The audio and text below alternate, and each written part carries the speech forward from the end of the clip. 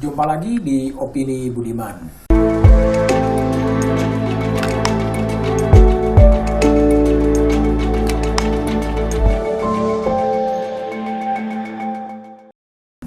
Riuh rendah KTT G20 telah usai.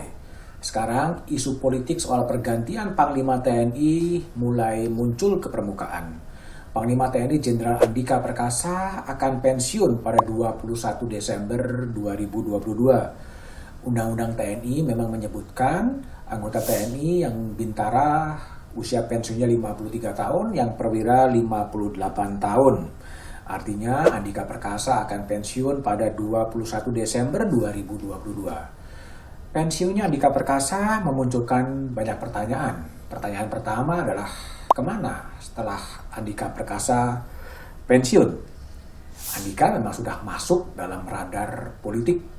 Partai Nasdem pernah mengungkapkan bahwa Andika Perkasa termasuk 3 besar bakal calon presiden yang diajukan oleh Partai Nasdem bersama dengan Anies Baswedan, Ganjar Pranowo, dan Andika Perkasa. Namun dalam perkembangan yang terakhir, Partai Nasdem telah mendeklarasikan Anies Baswedan sebagai bakal calon presiden. Namun yang namanya politik di Indonesia adalah sangat dinamis. Ruang politik bagi Andika Perkasa setelah pensiun sebagai Panglima TNI tetap terbuka. Isu yang kedua yang juga tidak kalah menariknya adalah suksesi jabatan Panglima TNI. Ini penting karena Panglima TNI ini akan mengawal bangsa ini memasuki tahun-tahun politik. Pemilu presiden akan berlangsung 14 Februari 2024. Pada saat itu, bangsa ini akan memilih presiden, memilih anggota DPR, memilih anggota DPD. Disitulah sebenarnya peran penting dari Panglima TNI untuk tetap mengawal bangsa ini menjaga politik yang stabil di tengah berbagai terpaan krisis global. Sehingga siapa yang akan menjadi Panglima TNI haruslah orang yang politiknya adalah politik negara, harus punya kekuatan dan kontrol yang kuat terhadap jajaran TNI. Jika mengacu pada Undang-Undang TNI, ada 3 nama yang berpotensi menggantikan Andika Perkasa sebagai Panglima TNI. Kandidat pertama adalah Kepala Staf TNI Angkatan Darat, Jenderal Dudung Abdurrahman. Jenderal Dudung memang mencuat namanya saat menjabat Pangdam Jaya, ketika Jenderal Dudung mengeluarkan perintah untuk menurunkan baliho.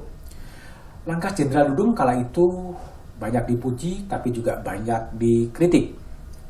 Dudung, jenderal lulusan Akademi Militer 1998, kelahiran 19 November 1965, dan akan pensiun 19 November 2023. Artinya 3 bulan sebelum pemilu, Jenderal Dudung juga akan memasuki masa pensiun. Kandidat kedua adalah Kepala Staf TNI Angkatan Laut, Laksamana Yudo Margono. Jika menggunakan argumen jabatan Panglima TNI bisa dijabat secara bergilir dari masing-masing angkatan, ada peluang dari Laksamana Yudo menggantikan Jenderal Andika. Dalam pasal 13 Undang-Undang TNI disebutkan, jabatan Panglima sebagai dimaksud pada ayat 3 dapat dijabat secara bergantian oleh perwira tinggi aktif dari tiap-tiap angkatan yang sedang atau pernah menjabat sebagai Kepala Staf Angkatan. Artinya peluang itu terbuka. Yudo lulusan Akademi Angkatan Laut 1998, kelahiran 26 November 1965, akan pensiun 26 November 2023. Artinya 3 bulan sebelum pemilu, Laksamana Yudo seandainya terpilih sebagai Panglima TNI juga akan pensiun. Kandidat ketiga adalah Kepala Staf TNI Angkatan Udara, Marskal Fajar Prasetyo. Dibandingkan kandidat lain, Marskal Fajar paling muda, kelahiran 9 April 1966. Artinya akan pensiun 9 April 2024. 2 bulan setelah pemilu.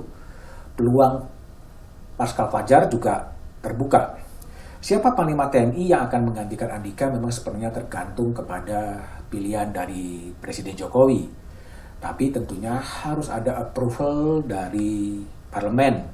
Yang justru harus betul-betul dipertimbangkan adalah kapan Presiden Jokowi akan menyodorkan nama calon Panglima TNI yang diusulkan dari istana untuk menggantikan Jenderal Andika.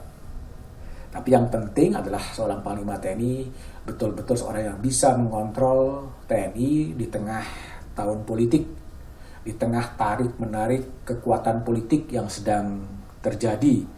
Dia harus bisa juga menjaga terjadinya sirkulasi kekuasaan pergantian presiden pada 20 Oktober 2024. Dan di 27 November masih ada juga pemilihan kepala daerah serentak di seluruh Indonesia kecuali Yogyakarta. Nah, karena kemudian penunjukan dan pemilihan Panglima TNI membutuhkan approval dari parlemen, inilah proses politik. Meski dalam sejarahnya selama ini siapapun yang diusulkan oleh Presiden ke DPR selalu kemudian diterima.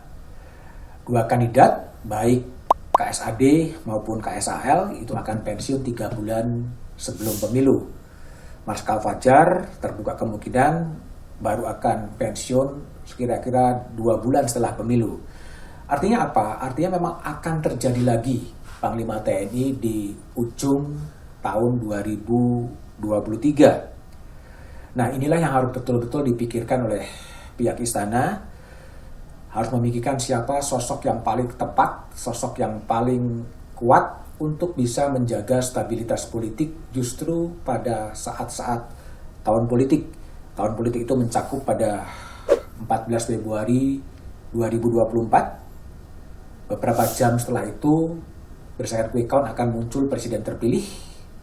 Lalu kemudian menjaga itu sampai terjadinya pergantian kekuasaan di 20 Oktober 2024. Dan kemudian menjaga juga situasi 27 November 2024 ketika pilkada serentak dilakukan di seluruh Indonesia kecuali Yogyakarta. Nah, siapa calon Panglima TNI yang bakal menduduki situasi yang tidak mudah di 14 Februari 2024 dan seterusnya? Tentunya ini harus menjadi kesatuan pemikiran dari istana ketika istana akan mengajukan siapa Panglima TNI yang akan menggantikan Jenderal Andika Perkasa.